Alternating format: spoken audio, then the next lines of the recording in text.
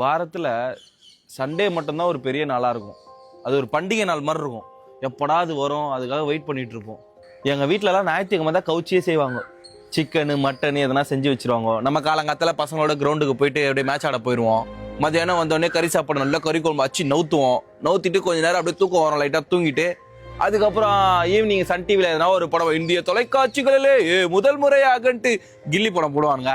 அப்படியே பார்த்துட்டு அப்படியே அதுக்கப்புறம் என்ன ஆகும், ஐயோ ஞாயிற்றுக்கிழமை முதிச்சாடா, ஐயோ நாளைக்கு எக்ஸாமு அப்படி யோசிப்போம். நாளைக்கு மண்டே வச்சு சார் வருவாரு, ப்ராக்டிக்கல் நோட்டுக்கு அப்புறம் என்ன பண்றது அப்படின்னு சொல்லிட்டு முடிச்சுட்டு இருப்போம். ஆனா இப்ப பாரு, இந்த ஞாயிற்றுக்கிழமையோட அருமையே போயிடுச்சு. ஏதோ யூடியூப்ல இந்த ஜங்லி ரம்மி ஆடு மாதிரி வந்துட்டு போயிடறான். எப்போ வரான் எப்படி போறானே தெரிய மாட்டேது. ஓ இன்னைக்கு ஞாயிற்றுக்கிழமையா, மதியம் 1 மணிக்கு 2 மணிக்கு எழுந்துக்கிறோம். அந்த ஒரு டேவே செலிப்ரேட் பண்றது இல்ல. நம்ம வாழ்க்கை முறையே மாறிச்சு. நம்ம ரசிச்ச அந்த ஒரு மூமெண்ட்லாம் நம்ம வாழ்க்கையில் நடந்தது எல்லாமே இப்ப எல்லாமே ரொட்டீனே மாறிடுச்சு.